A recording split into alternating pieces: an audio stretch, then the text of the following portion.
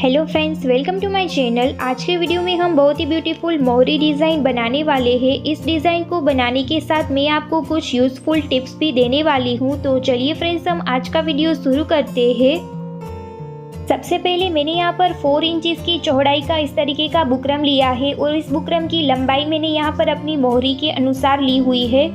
इस बुकरम की एक साइड आप देख सकते हैं इस तरीके से चिपकने वाली साइड है, तो हम हमारा डिजाइन है वो दूसरी तरफ ड्रॉ करेंगे। यहाँ पर मैं एक स्केल लूंगी जिसकी चौड़ाई यहाँ पर 1 इंच है। इस स्केल की मदद से हम यहाँ पर हमारा डिजाइन है वो इस तरीके से ड्रॉ करेंगे। हमें हमारी स्केल को बुकरम की शुरुआत में इस तरीके से सेट करना है और फिर इसी स्केल की मदद से आगे की तरफ हमें डिजाइन को ड्रॉ करना है।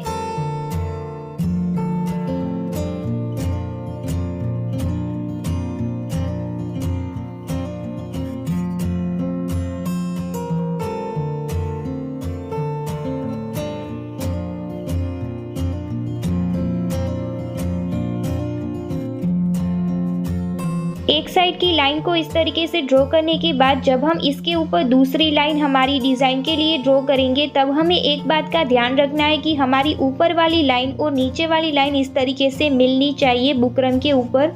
यहाँ पर आप देख सकते हैं ऊपर की तरफ और नीचे की तरफ मैं इस तरीके से लाइन को जॉइंट कर रही हूँ। इस तरीके से आपको लाइन को जॉइंट करनी है ताकि आपका डिज़ाइन है वो परफेक्टली बने।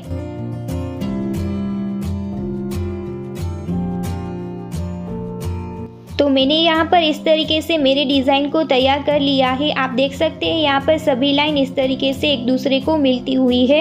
अब हम हमारा फैब्रिक लेंगे और हमारी फैब्रिक की रॉन्ग साइड पर मोहरी पर हमें 1 इंच की दूरी पर इस तरीके से लाइन ड्रॉ कर लेनी है। यहाँ पर इस तरीके से 1 इंच की दूरी पर लाइन ड्रॉ करने के बाद हमने जो डिज़ाइन तैयार किया हुआ है उसे हमें 1 इंच की दूरी पर ऊपर की तरफ कुछ इस तरीके से सेट करना है और डिज़ाइन पर अच्छे से प्रेस कर लेनी है। इस तरीके से डिज़ाइन पर अच्छे से प्रेस करने के बाद मैं यहाँ पर ऊपर की तरफ से इस तरीके से डिज़ाइन में क्रॉस बना रही हूँ। फिर इसी तरीके के क्रॉस हमें एक लाइन को छोड़ते हुए नीचे की तरफ इस तरीके से लगाने हैं।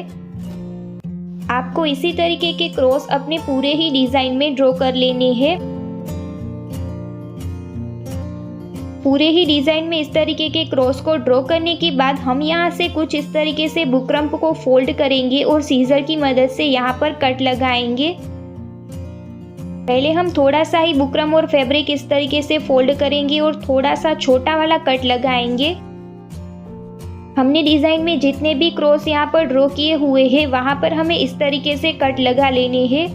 पूरे ही बुकरम में इस तरीके से छोटे छोटे कट लगाने के बाद अब हमने जहाँ पर क्रॉस ड्रॉ किए हुए हैं वहाँ पर हम पूरे ही इस तरीके से कट लगाएंगे। लेकिन यहाँ पर कट लगाते वक्त हमें ध्यान रखना है कि ऊपर की तरफ हमें पूरा ही कट लगाकर फैब्रिक को कट नहीं करना है। थोड़ा सा यहाँ से हम फैब्रिक को इस तरीके से छोड़ देंगे।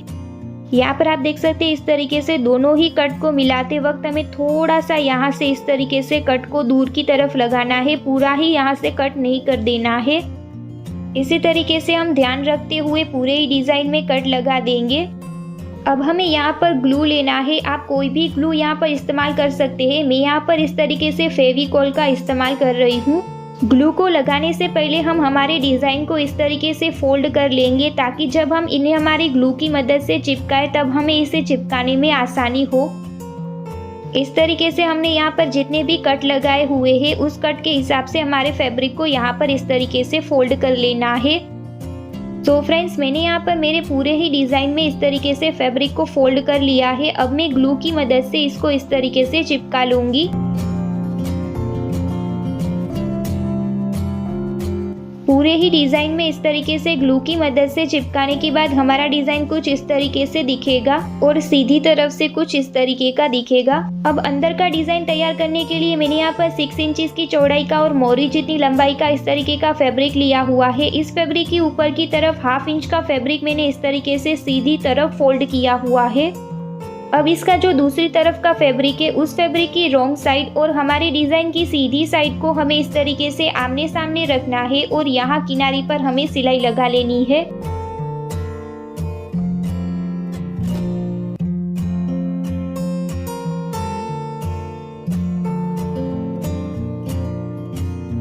सिलाई लगाने के बाद फैब्रिक को हम इस तरीके से ओपन कर लेंगे और इसी फैब्रिक को हम इस तरीके से अंदर की तरफ फोल्ड करेंगे और सिलाई लगाएंगे ताकि धागे है वो बाहर की तरफ निकल कर ना आए।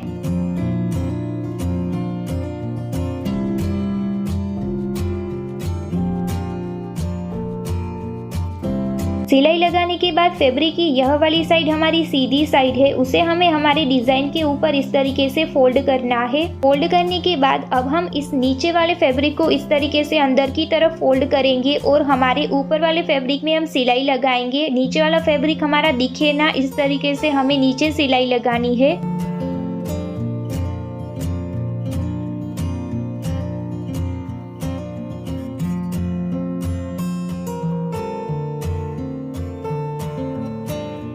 इस तरीके से सिलाई लगाने के बाद अब हम डिज़ाइन पर सिलाई लगाएंगे। यहाँ पर सिलाई लगाते वक्त हम ध्यान रखेंगे, पहले हम इस तरीके से जिगजैग में सिलाई लगाएंगे।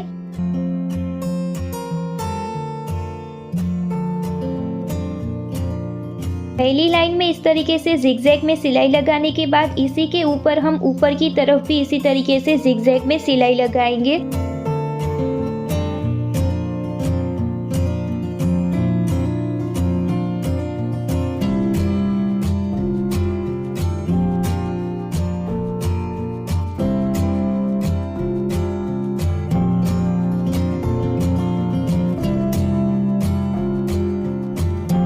पूरे ही डिज़ाइन में इस तरीके से जिगजैग में सिलाई लगाने के बाद यहाँ पर हमने हमारे डिज़ाइन को कुछ इस तरीके से तैयार कर लिया है। अब हमने पीछे की तरफ 1/2 इंच का फैब्रिक जो हमने सीधी तरफ फोल्ड किया हुआ था उसे हमें इस तरीके से अंदर की तरफ फोल्ड करना है और किनारी पर सिलाई लगाकर इसकी भी फिनिशिंग कर लेनी है ताकि धागे है वो यहाँ से भी निकल कर ना आए। तो फ्रेंड्स, यहाँ पर सिलाई लगाने के बाद हमने इस तरीके से हमारे डिज़ाइन को तैयार कर लिया है। आपको यह डिज़ाइन कैसा लगा मुझे कमेंट करके ज़रूर बताइएगा। मैंने इस डिज़ाइन को अपनी सलवार की मोहरी में इस तरीके से तैयार किया हुआ है। आप चाहे तो अपनी स्लीव की मोहरी में भी इस तरीके से नीचे की तरफ इस डिज़ाइन को तैयार कर सकते हैं। वीडियो अच्छा लगा हो तो वीडियो को लाइक कीजिएगा, अपने फ्रेंड्स के साथ शेयर कीजिएगा और यदि मेरे चैनल को सब्सक्राइब नहीं किया है तो प्लीज़ उसे सब्सक्राइब करें और पास वाले बेल आइकन को हिट करें ताकि ऐसी ही इंटरेस्टिंग वीडियो की नोटिफिकेशन आपको आगे भी मिलती रहे।